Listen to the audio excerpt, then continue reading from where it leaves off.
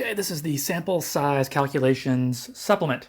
So recall from an earlier lesson that we're going to explore here the effect sample size has on the margin of error. So which of the following statements best describes the changes you observed as the sample size increased? So recall maybe if we used an applet like this and we took a sample of, let's say, sample size of 5, and we sample this, and here is the distribution of sample means. Now kind of keep your eye on this. It's low here at around, around 18 to high of around 34. Let's make this a sample of 50 just to see the contrast. And now look how tight that is. So as the sample size goes up, the variability goes down. So we see a big decrease in variability as we increase the sample size. So recall from the chapter summary video, we have this crazy formula here where we can compute the sample size needed. If we know the z, which for a 95% confidence interval, for instance, would be 1.96, whatever that margin of error needs to be, and if we have a prior estimate for p hat, the target proportion, sample proportion, we would put that in. If we don't, we would just put 0.5 in for p hat. So recall from the chapter summary video. So here's an example. A university newspaper is conducting a survey to determine what fraction of students support a $200 per year increase in fees to pay for a new football stadium. How big a sample size is required to ensure the margin of error is smaller than 0.04 if we want 95% confidence? So recall from that chapter summary video, let me blow this up a little bit. We're going to go to stat, proportion stats, one sample, and then with sample size. So notice we have confidence interval, 95% confidence level. Our width, we're going to double the margin of error. So margin of error here is 0.04, so we're going to put 0.08 in here. Notice it, once you compute, it does sort of round it to whatever it needs to be. Target proportion, since we're not given a prior estimate, we're just going to put 0.5 in. And here's our sample size, 601. Now suppose a prior survey yielded a fee increase of about 80%, and we're sort of expecting something to be around that in a future survey. This can really help us with our sample size. So here I'm going to change my target proportion to 0.8, and notice my sample size now is a little bit more than half of what it needed to be. So if you ever have a target proportion, you want to pop that in. So let's go ahead and look and see how to do some of these problems. Again, all this was on the video, so I'm going to assume you have these in your notes. Okay, we'll start here with number 2. So the manager of the bookstore at a large university is planning a new semester and must decide how many textbooks to stock in the store. The manager has noticed that an increasing proportion of students have been buying their books online instead of the bookstore. So the manager decides to survey a random sample of students to estimate how many students will buy their books online this semester. And they need to determine how many students to survey. So suppose that the manager has no idea how many students actually buy their books online. What value should the manager use for p or p hat in that sample size calculation? So recall we're going to use 0.5, right? So 0.5 is what we're going to put in. So the manager decides to use a confidence level of 95%, margin of error of 8%.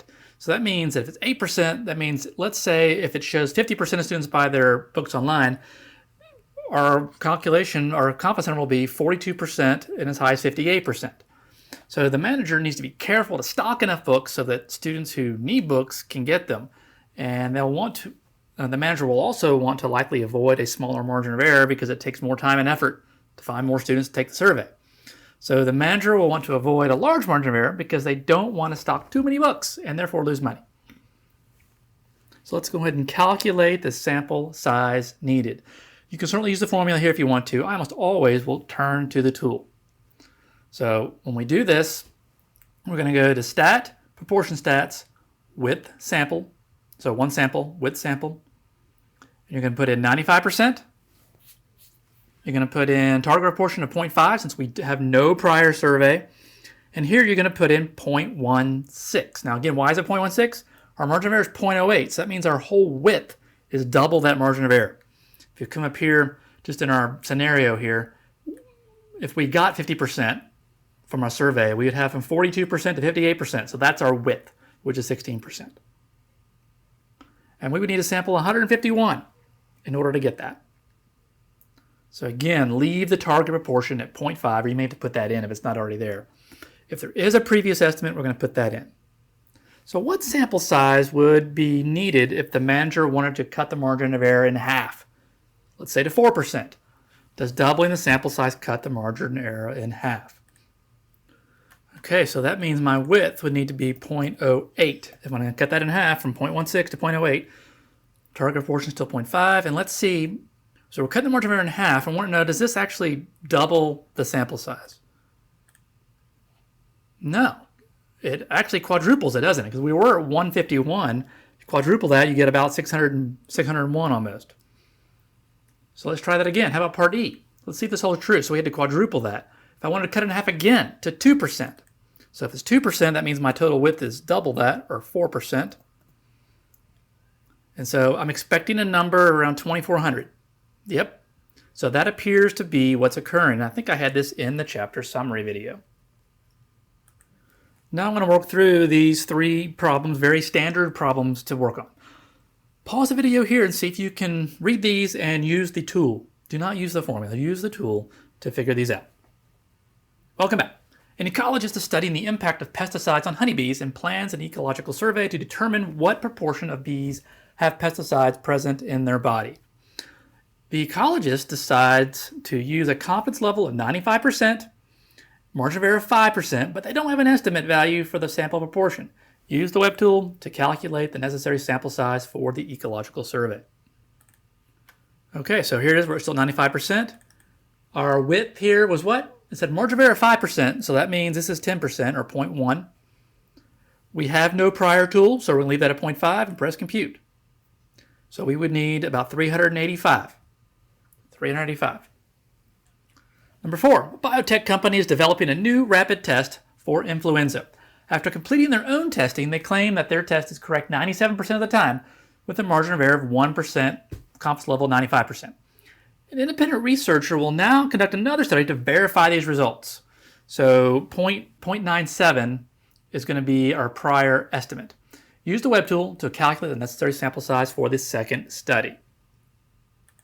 Again, hopefully you pause the video there, see if you can figure this one out. Okay, so we're still 95%. And what's our width here? So again, we want the margin of error to be 1%, so double the margin of error, 0.02. If I miss it, this is where it's going to be. So make sure for that width, it'd be nice if we could toggle that to margin of error, but we can't. So 0.02. Now target proportion, we actually have a prior estimate. In the past, it was 97%, so you always want to use it. So put 0.97 and compute. So we need 1,118. Now, why was using that target proportion so important practically? So let's say we had no idea what it was, or we were too lazy to go look it up. And I say, well, I'm just going to use the 0.5. Look at what our sample size needs to be. Like 9 times, almost 9 times what we needed before, 9,600. So close to 10,000 versus close to about 1,000. So we always want to use a prior study if we have it. Now, particularly if that prior study deviates quite a bit from 0.5. If it's closer to 1 or closer to 0, it can make a huge difference. And we'll see that again with the next example. An auto parts company is conducting routine quality control testing of the airbags produced for new cars. Past testing showed that about 2% of the airbags were defective. The company decides to use a 99% confidence level and wants a margin of error 1%. Use our web tool to determine how many airbags the company should test as part of the current quality control audit. Pause the video here, see if you can do these two parts, part A and part B. Okay, so again, it's a 99% confidence level. And what is our width? So it's margin of error is 1%. So again, this is going to be 0.02. So the width is double the margin of error. Target proportion, it said it was 0.02. Again, this 0.02 is different than this 0.02. This 0.02 is double the margin of error. And this 0.02 is prior study showed about 2% of the airbags were defective. So I would need about 1,301 in this case to do that. So again, why is this so important? Notice if I were lazy and didn't look up a prior study or just didn't have one, and I chose 0.5, how many would I need? 16,000 or more. So I would need over 16,000. Let me change this back to 0.02. There we go. 16,588. So quite a big difference if I use a prior study or not, particularly when it deviates quite a bit from 1/2. Okay, here's a quick check problem. Again, I think you have everything you need to know to solve this one. You don't think you have to do this one, you can go straight to the mini projects if that's the class that you're in. So a community activist group in Austin, Texas wanted a particular issue to be placed on the ballot of the upcoming election. To make it on the ballot, 20,000 valid signatures were needed. The group turned in their petition with 24,598 signatures. To pass the validity test, 20,000 over 24,598, 81.3% of the signatures must be valid. It's too time consuming to check all the signatures, so a random sample of signatures are checked. The individual checking the signatures needs to be 95% confident. The true proportion of valid signatures are estimated with at most 2% margin of error. So using a conservative estimate for p hat, so like we don't have a target estimate, how large a sample is needed. Okay, so we are doing a 95% confidence level, and we're doing 2% margin of error, so that means I'm going to double that, 0.04, and we do not have a prior estimate. So 2,401, and we've actually had this exact same scenario before.